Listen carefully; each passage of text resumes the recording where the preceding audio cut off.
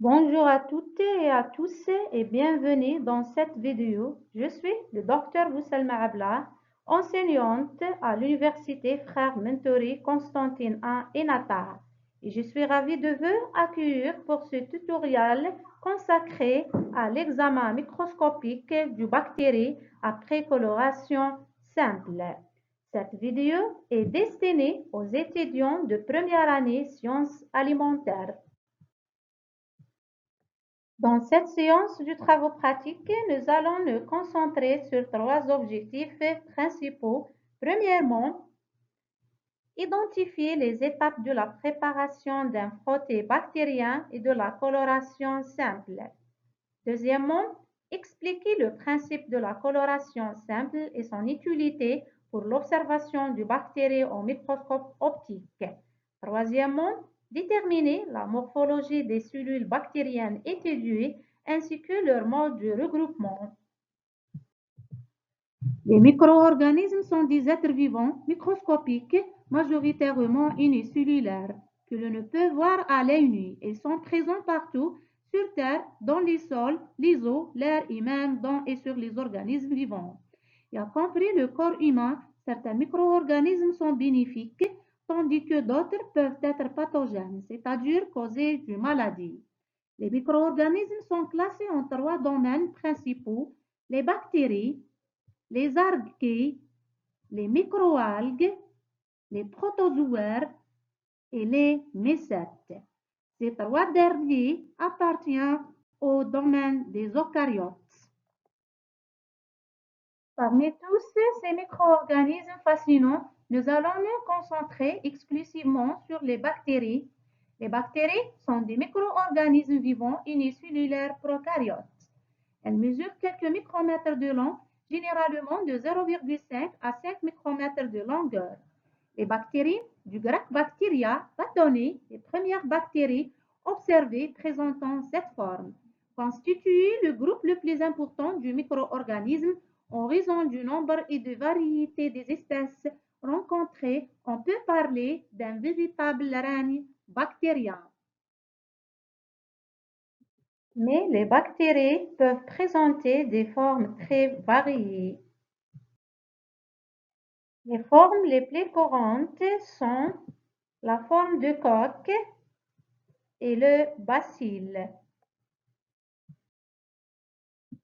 Le cocobacille est la forme intermédiaire. Il existe aussi la forme spirale ou bifide. Leur regroupement est très variable. Elles peuvent être isolées en deux, en chaînette ou bien en amas. Maintenant, nous allons voir comment observer les micro-organismes. Comme vous savez, ces micro-organismes sont extrêmement petits, si petits qu'ils ne peuvent pas être vus à l'œil nu. Leur taille se mesure en micromètres. Par conséquent, pour les observer, nous devons utiliser un microscope optique. Il existe deux méthodes pour observer les micro-organismes.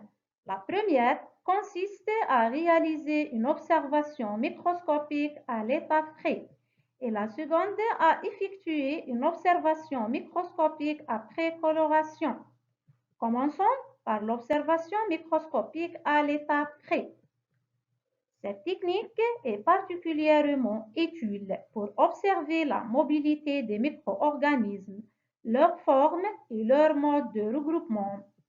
Passons maintenant à l'observation microscopique après coloration. Avant toute coloration, nous préparons d'abord notre frotté. Mais qu'est-ce qu'un frotté? À l'aide d'une lance de platine stérile, déposez une goutte de culture bactérienne sur lame propre. Elle est étalée en couches minces et régulières, puis séchée à l'air libre jusqu'à ce que le frotté présente un aspect mat. Et finalement, fixation du frotté sec. Cette étape consiste à tuer les bactéries et les coller sur la lame, sans altérer la structure. La fixation s'effectue par la chaleur. La lame, tenue par une pince, et passer 4 fois dans la flamme du benzène.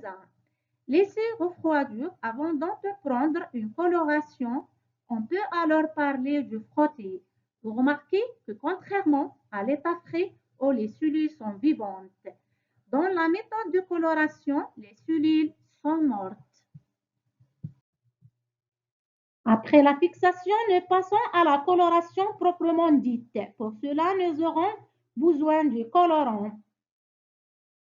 En bactériologie, il existe une gamme de colorants, mais les plus utilisés sont les colorants basiques qui sont cationiques.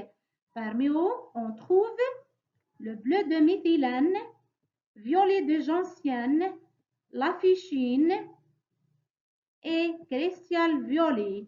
Notez que chacun de ces colorants contient un atome d'azote chargé positivement.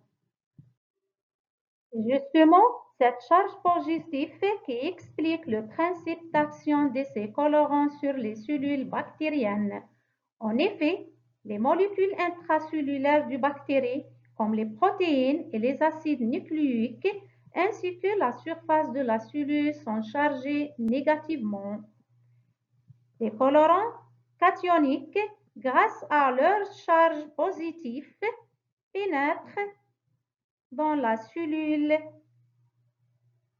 et se lient aux molécules chargées négativement par interaction ionique.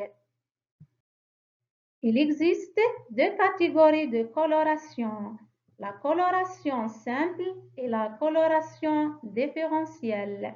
Mais quelle est la différence entre ces deux types de coloration? Dans la coloration simple, un seul agent colorant est utilisé. En revanche, la coloration différentielle utilise deux colorants distincts. Cela a pour conséquence que dans une coloration simple, toutes les cellules prennent la même couleur, ce qui permet de les distinguer uniquement par leur forme.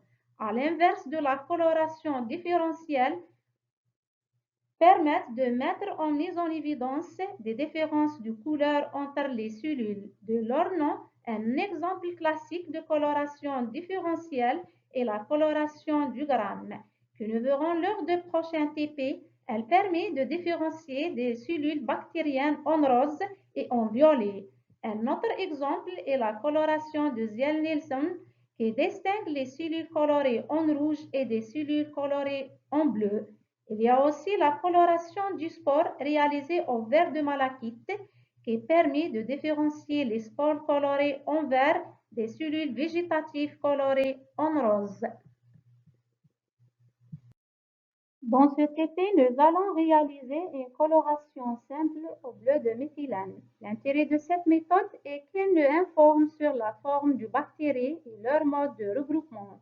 Après la préparation du frotté, qui est une étape commune à toutes les colorations, la lame est recouverte de bleu de méthylène que l'on laisse agir pendant 1 minute.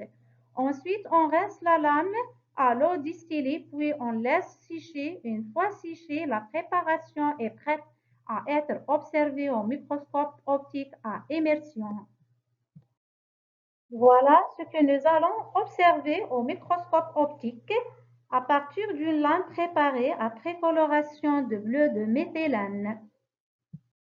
Nous arrivons à la fin de cette vidéo. Merci de votre attention et à bientôt pour une nouvelle vidéo.